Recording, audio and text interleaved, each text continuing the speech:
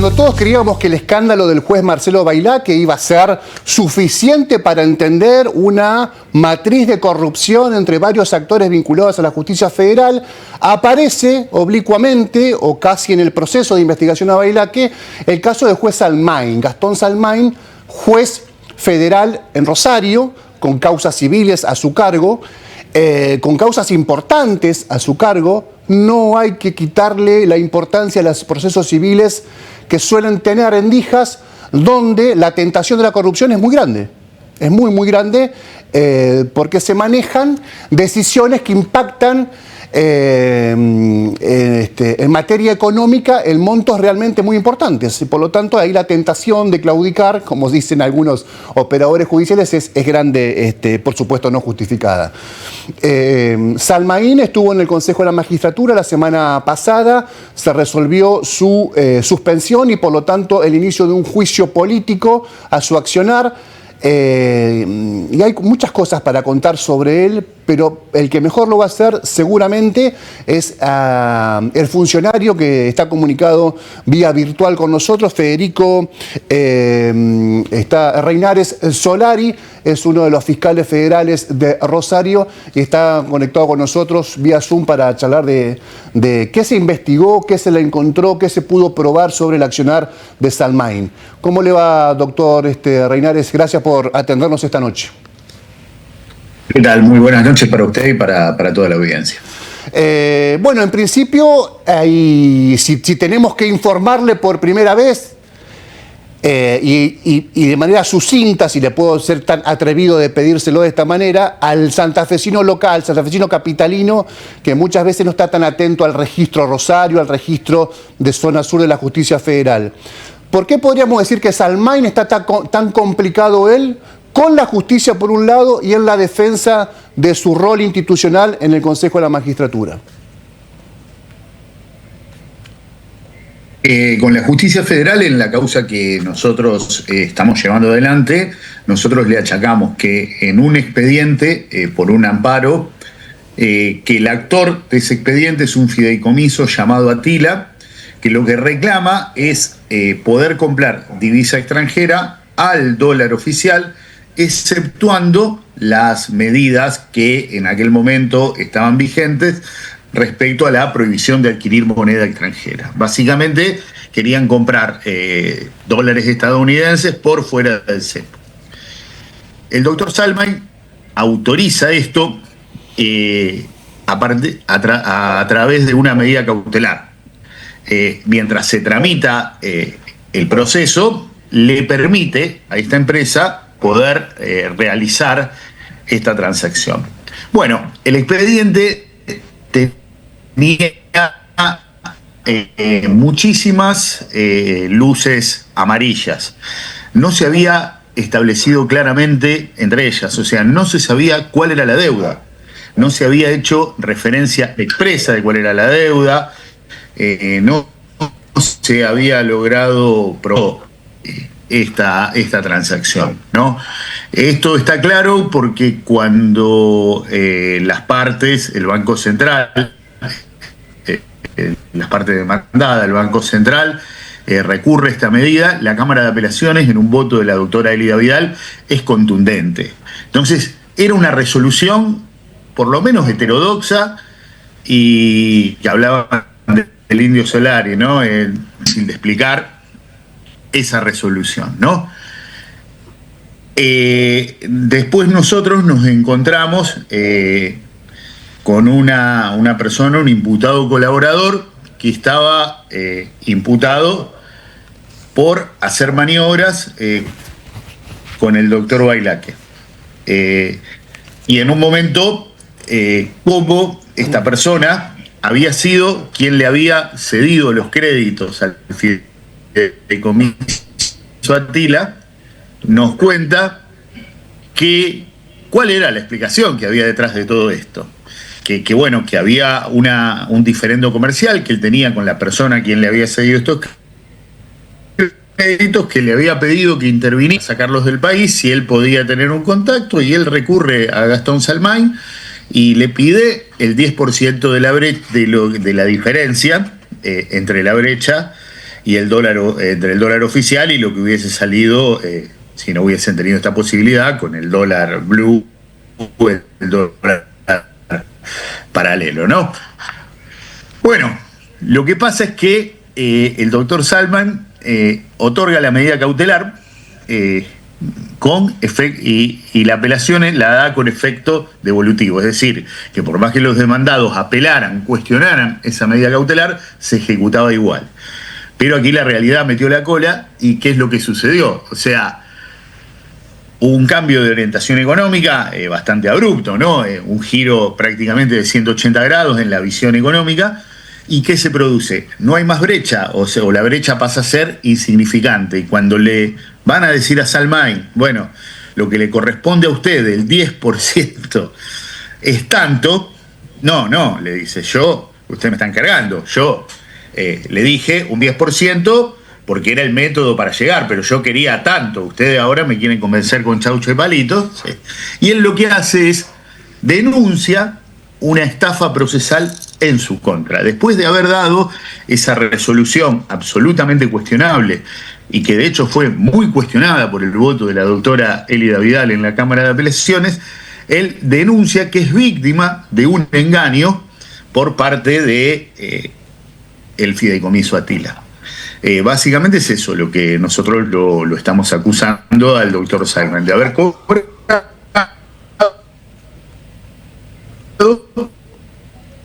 por dar haber solicitado un beneficio económico, haber vendido una resolución. Ahora te pregunto, ¿es posible que en el marco de un proceso judicial un juez pueda no advertir que está siendo víctima de un ardid de estas características? Permitime una expresión coloquial, se coma la curva y avance sobre ese proceso, sobre esa cautelar, generando un beneficio a terceros, o obviamente la convicción de ustedes es que esto fue premeditado. Digamos, es casi imposible pensar que un juez a ese nivel puede comerse esa curva. Nosotros siempre, al observar esta medida cautelar que había tomado el doctor Salman y la crítica fortísima que le hace la Cámara de Apelaciones, no hay una explicación posible, ¿no? Nos generaba, por lo menos a mí, la misma sensación respecto a la actuación del doctor Bailaque en relación a las causas de una persona condenada por narcocriminalidad aquí en la ciudad de Rosario, Esteban Lindor Alvarado. Eran inexplicables las resoluciones con las cuales él denegaba allanamientos, escuchas telefónicas, porque con la misma prueba, fiscales de la provincia lograron una condena a prisión perpetua de Esteban Alvarado. Ahí vino una explicación, ¿no? Se logró determinar que compartían contador con la mujer de Esteban Alvarado y el doctor Bailaque. Entonces, bueno, acá hay una explicación, digamos. Todo esto puede explicarse a partir de esto. La explicación que nos da el imputado colaborador es lo que permite a nosotros, si bien nosotros realizamos con posterioridad medidas probatorias, es lo que brinda una explicación, porque no parece... hay un principio, sobre todo teniendo en cuenta que el doctor Salman es un juez civil y comercial, ¿no? Que hay un principio básico del derecho privado, que es que nadie puede invocar su propia torpeza. Si ningún ciudadano puede invocar su propia torpeza, mucho menos lo puede invocar un juez. Y si uno lee la resolución, el acuerdo de la Cámara Federal, no es una simple revocatoria de una resolución. Los errores, los desconceptos en los que incurre eran manifiestos y a nuestro juicio también hubiesen implicado de no haber habido este proceso de por medio, de no haber existido este proceso, la apertura de un proceso disciplinario en cuanto a la competencia técnica del doctor Salman, ¿no? Por eso a nosotros hasta nos parecía raro también eso, decir, bueno, yo digo soy víctima de esto, o sea, no nos parecía raro. Y bueno, y el imputado colaborador nos dice por qué fue, porque le dice, yo cuando les dije el 10%, yo pensé que ustedes me iban a dar el 10% de la suma que yo estaba pensando en aquel momento, no el 10% al momento que me tenga que pagar. Claro. Esto es lo que termina sucediendo. Bueno, y entre eso, no, lo voy a... Y el imputado colaborador nos dice, es decir, me dice, lo voy a denunciar todo, porque ustedes son todos los delincuentes, que esto, que lo otro.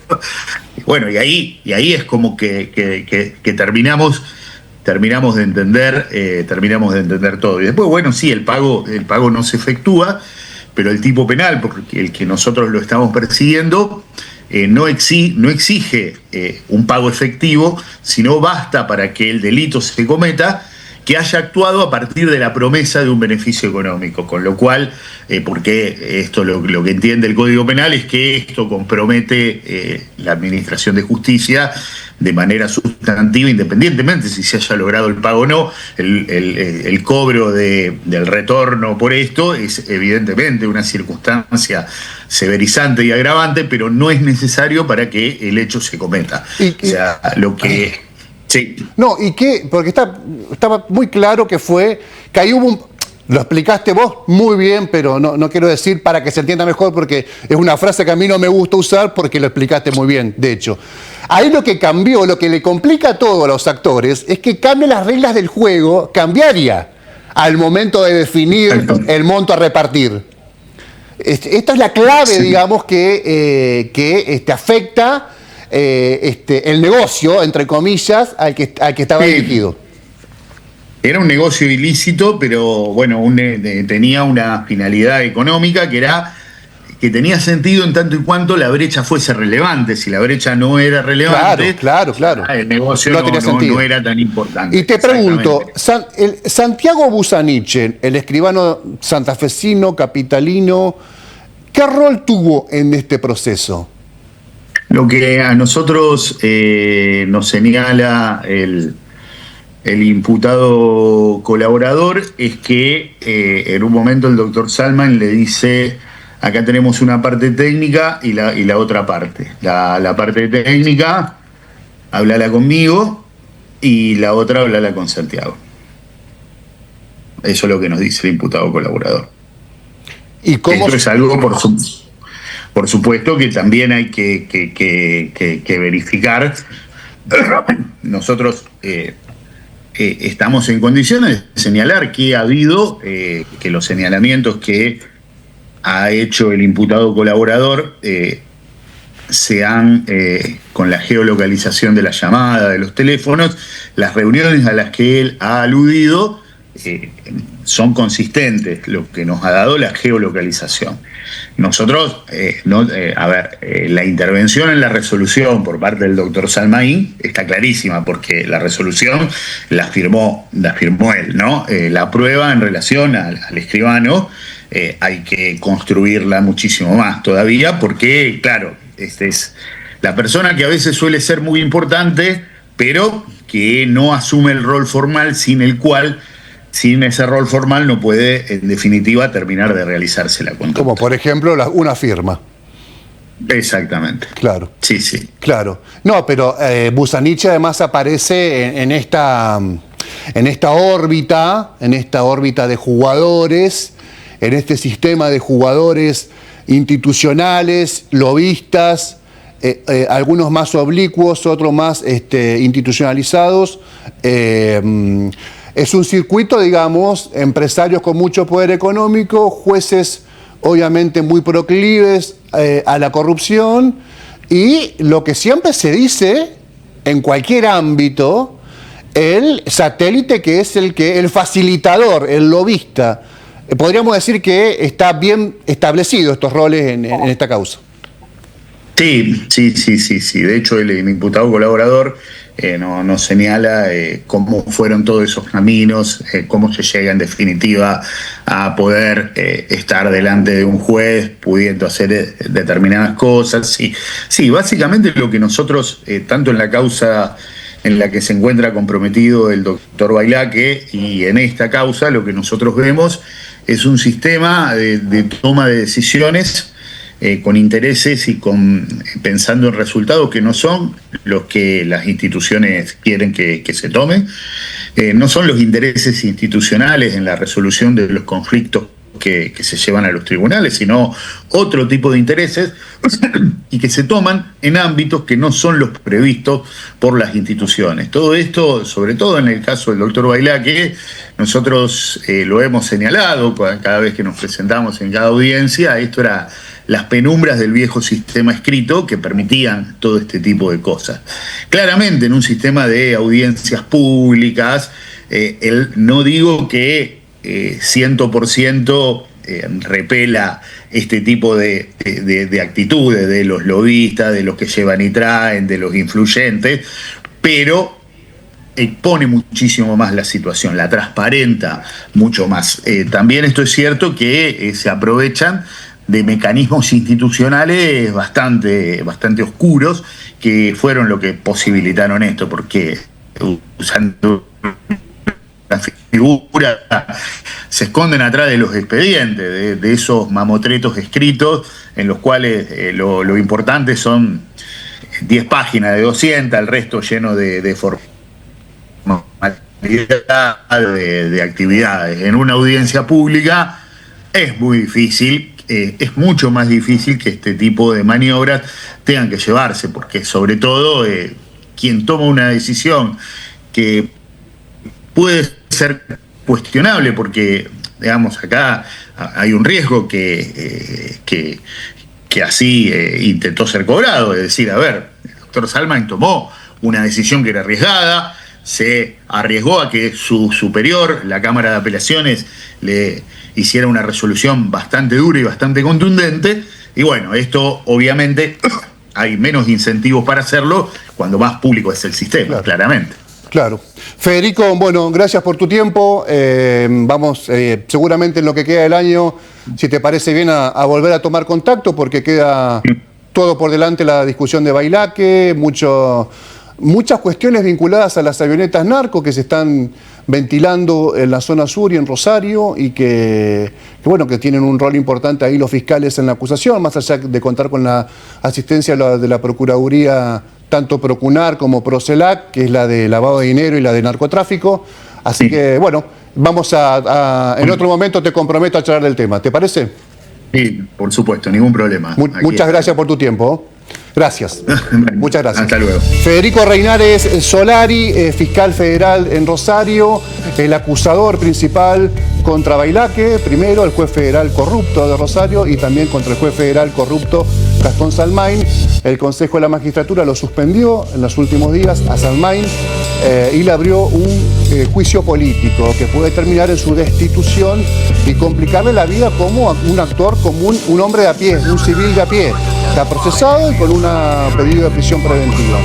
Veremos qué sucede en los próximos días. La justicia de Santa Fe demostró en esta caja de Pandora que abrió el teléfono celular de Carlos Baudaña, el ex hombre fuerte de la FIP en Santa Fe y en Rosario, un sinnúmero de situaciones, de registros de corrupción inimaginables, o algunos imaginables, pero que no eran tan evidentes en su gestión y chapuceros al mismo tiempo y además efectivos en algunas gestiones también en todo este proceso que por lo menos se investiga los últimos 10 años de la participación de sectores oscuros, Círculo Rojo y además jueces corruptos en la provincia de Santa Fe. Vamos a una pausa, ya venimos.